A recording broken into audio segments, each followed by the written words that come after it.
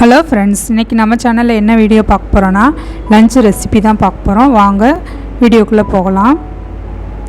நான் ஃபஸ்ட்டு சிக்கனும் kidney beans use பண்ணி ஒரு குழம்பு தான் செய்ய போகிறேன். அதுக்கு ஃபஸ்ட்டு நான் ஒரு பெரிய வெங்காயமும் 3 தக்காளி கொஞ்சோண்டு சின்ன வெங்காயம் எடுத்திருக்கேன். பெரிய வெங்காயத்தையும் தக்காளியையும் நம்ம மிக்சியில் இப்போ 1.5 டேபிள் ஸ்பூன் அளவுக்கு கறி மசாலா சேர்த்துக்கிறேன். இது நல்லா நைஸாக அரைச்சி எடுத்துடலாம். இப்போ மசாலா ரெடி ஆயிடுச்சு. இது ஓரமாக இருக்கட்டும். கொஞ்சோண்டு சின்ன வெங்காயம் எடுத்து வச்சுருக்கேன். கொஞ்சோண்டு ரெட் பீன்ஸ் எடுத்து வச்சுருக்கேன். கொஞ்சோண்டு சிக்கன் எடுத்து வச்சுருக்கேன். இப்போ குக்கரில் தான் வைக்க போகிறேன். அதனால் குக்கரில் எண்ணெய் சேர்த்துக்கிறேன். எண்ணெய் ஹீட் ஆனதுக்கப்புறமா பட்டை, கிராம்பு, ஏலக்காய் சேர்த்துக்கிறேன். அது வெடித்ததுக்கப்புறமா கட் பண்ணி வச்சுருந்த சின்ன வெங்காயத்தை சேர்த்துக்கிறேன். வதக்கிடலாம்.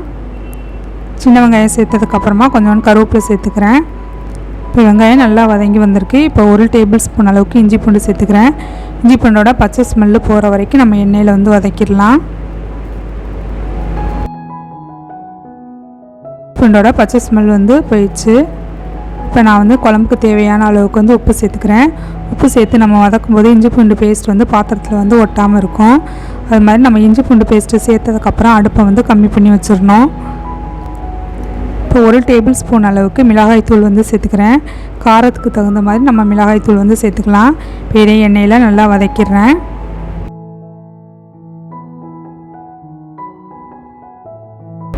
இப்போ மிளகாய் தூள் வதக்கியாச்சு. இப்போ நம்ம அரைச்சி வச்சுருந்த மசாலாவும் சேர்த்துடலாம். மசாலாவும் சேர்த்து நம்ம எண்ணெயில் நல்லா வதக்கி விடணும். அதோடைய பச்சை ஸ்மெல்லு போகிற வரைக்கும். வெங்காயம், தக்காளி எல்லாமே நம்ம பச்சையாக அரைச்சிருக்கோம். அதனால் அதனுடைய பச்சை ஸ்மெல்லு போகிற வரைக்கும் நம்ம எண்ணெயில் வதக்கிடணும். எண்ணெயில் வதக்கும்போது அது எண்ணெய் பிரிஞ்சு வர வரைக்கும் இதை நம்ம வதக்கி எடுக்கணும். இப்போ எண்ணெய் நல்லா பிரிஞ்சு வந்திருக்கு. இப்போ இதோட பச்சை ஸ்மெல்லும் போயிடுச்சு. நான் அடுப்பு மீடியம் ஃப்ளேமில் இப்போ வச்சுருக்கேன். 1 டேபிள் ஸ்பூன் அளவுக்கு தயிர் சேர்த்துக்கிறேன். தயிரையும் சேர்த்து கிரேவி கூட நல்லா மிக்ஸ் பண்ணிடலாம்.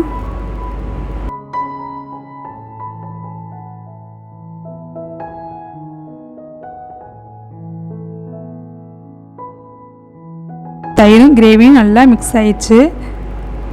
இப்போ எண்ணெயும் நல்லா பிரிஞ்சு வந்திருக்கு. இப்போ நம்ம க்ளீன் பண்ணி வச்சுருந்த சிக்கனை இது கூட சேர்த்துடலாம்.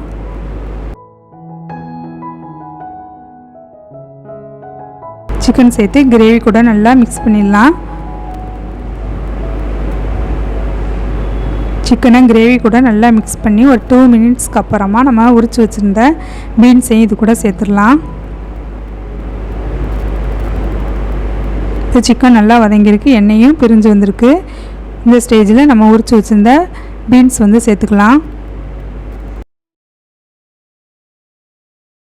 பீன்ஸ் ஒரு 1/4 கிலோ பீன்ஸ் எடுத்திருப்பேன். Chicken 1/4 kilo chicken. இப்போ பீன்ஸையும் சேர்த்து நல்லா மிக்ஸ் பண்ணிடலாம். இது திக்காக வேணுன்னா கொஞ்சமாக தண்ணி சேர்த்துக்கலாம். நல்லா குழம்பு மாதிரி வேணுன்னா நல்லா எக்ஸ்ட்ரா கொஞ்சம் தண்ணி சேர்த்துக்கலாம். இன்றைக்கி நான் குழம்பு தான் வைக்க போகிறேன். அதனால் நல்லா தண்ணி ஊற்றிருக்கேன். இப்போ தண்ணி சேர்த்து நல்லா மிக்ஸ் பண்ணிவிட்டு மூடி போட்டு ஒரு 2 விசில் மட்டும் வேக வச்சு எடுத்தோம்னா நம்மளுடைய சிக்கன் பீன்ஸ் குழம்பு ரெடி ஆயிரும்.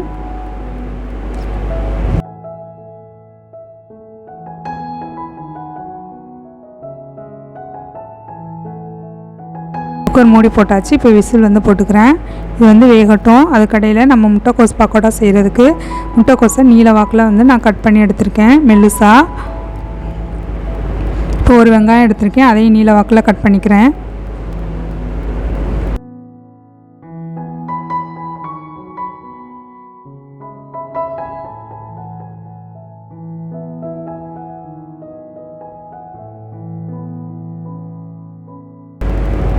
இப்போ வெங்காயத்தையும் கட் பண்ணியாச்சு. இப்போ கொஞ்சோண்டு கருவேப்பிலை எடுத்திருக்கேன். அதையும் பொடிசாக கட் பண்ணிக்கிறேன். நான் 3 பச்சை மிளகாய் எடுத்திருக்கேன். அதுவையும் கட் பண்ணி சேர்த்துக்கலாம். பச்சை மிளகாயில் நான் அந்த விதையை நீக்கிட்டு சேர்த்துக்கிறேன். அப்படியே வேணாலும் அப்படியும் சேர்த்துக்கலாம். நான் விதையை எடுத்துட்டு நான் சின்னதாக கட் பண்ணி இது கூட சேர்த்துக்கிறேன். இப்போ பச்சை மிளகாவும் கட் பண்ணியாச்சு. இப்போ இது எல்லாத்தையும் ஒரு மிக்சிங் பவுலில் சேர்த்துடலாம். இது எல்லாத்தையும் நல்லா உதுத்து விட்டுக்கலாம்.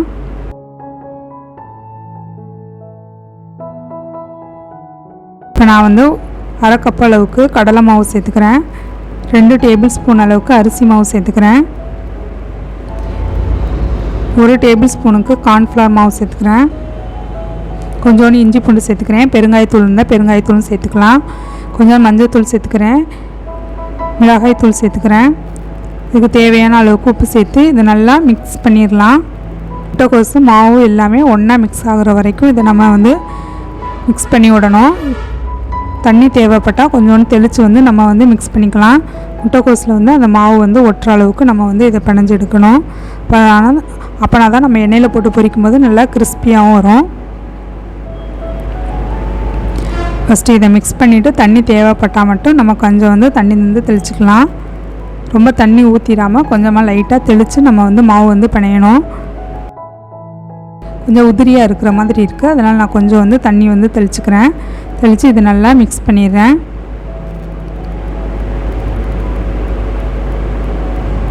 இது கூடவே எண்ணெயை வந்து சூடு பண்ணி அந்த மாதிரி நம்ம சேர்த்துனா இன்னும் நல்லா மொறுன்னு வரும். நான் இன்றைக்கி வந்து சூடான எண்ணெய் எதுவுமே சேர்க்கல, இதுவே நல்லா கிறிஸ்பியாக வரும். நீங்களும் வந்து வீட்டில் வந்து ட்ரை பண்ணி பாருங்கள். இப்போ மாவு எல்லாம் நல்லா மிக்ஸ் பண்ணியாச்சு. முட்டைக்கோசு மாவு எல்லாத்தையும் நல்லா மிக்ஸ் பண்ணியாச்சு. இப்போ இதை எண்ணெயில் வந்து நம்ம பொரித்து எடுத்தோம்னா நமக்கு வந்து முட்டைக்கோஸ் பக்கோடா வந்து ரெடி ஆயிரும்.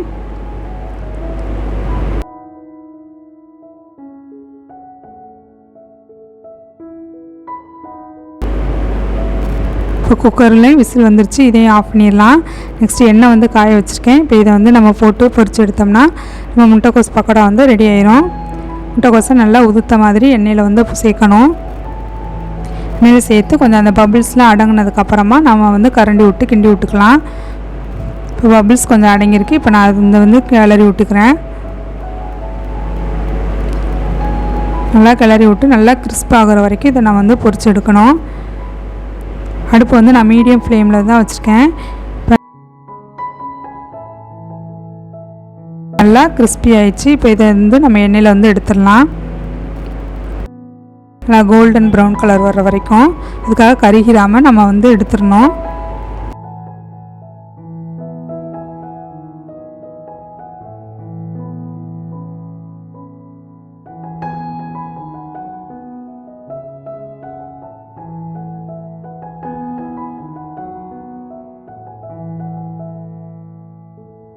இதே போல் மீதி இருக்கிற இதையும் போட்டு நம்ம பொரிச்சு எடுத்தால் நம்மளோட முட்டைக்கோஸ் பக்கோடா வந்து ரெடி ஆயிரும். என்னோடய சேனல் உங்களுக்கு பிடிச்சிருந்துச்சுன்னா லைக் பண்ணுங்கள், ஷேர் பண்ணுங்கள், சப்ஸ்கிரைப் பண்ணுங்கள். கூடவே பெல் ஐக்கானையும் கிளிக் பண்ணுங்கள். நீங்களும் இந்த ரெசிபியை வந்து வீட்டில் வந்து ட்ரை பண்ணி பாருங்கள். இது நம்ம சாப்பாடுக்கும் வந்து சைட் டிஷ்ஷாக வச்சுக்கலாம், இல்லை ஈவினிங் ஸ்நாக்ஸாகவும் நம்ம வந்து வச்சுக்கலாம். இது நல்லா காற்று போகாத டப்பாவில் வந்து போட்டு வச்சோம்னா நல்லா கிறிஸ்பியாக வந்து இருக்கும். இப்போ லாஸ்ட்டாக கொஞ்சோண்டு கருவேப்பிலை வறுத்து நான் இது கூட சேர்த்துக்கிறேன். இப்போ நம்ம முட்டைக்கோஸ் பக்கோடாவும் தயாராகிடுச்சு. இப்போ குழம்பையும் நம்ம வந்து ஓப்பன் பண்ணி பார்த்துடலாம் குக்கரை. குழம்பு சூப்பராக ரெடி ஆயிடுச்சு. இது வந்து கொஞ்சம் நமக்கு கிரேவியாக வேணும்னா இதை கொஞ்சோண்டு வற்ற வச்சு எடுத்துக்கோம்னா நமக்கு வந்து கிரேவியாகவும் இதை வந்து யூஸ் பண்ணிக்கலாம். இன்றைக்கி லஞ்சுக்கு வந்து சாதம், பீன்ஸு, சிக்கன் குழம்பு, முட்டைக்கோஸ் பக்கோடா வந்து ரெடி ஆயிடுச்சு.